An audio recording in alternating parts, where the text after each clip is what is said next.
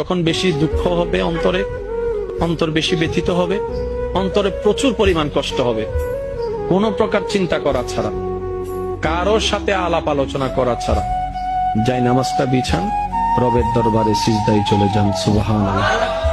চোখটা বন্ধ করেন, চোখের পানি ছাড়তে থাকেন, মন হালকা হতে থাকবে, সিজদায় রবকে বলতে থাকেন, যা বলার বলতে থাকেন, যেভাবে বলার বলতে থাকেন।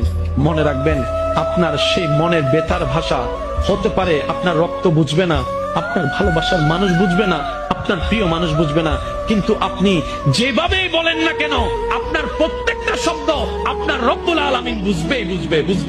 সুবহানাল্লাহ। আপনি যখন ওনাকে দুঃখের কথা বলবেন, উনি আপনার দুঃখটাকে হালকা করে দিবে, সে দুঃখের খবর প্রকাশ করে আপনাকে কখনো বেইজ্জত করবে না।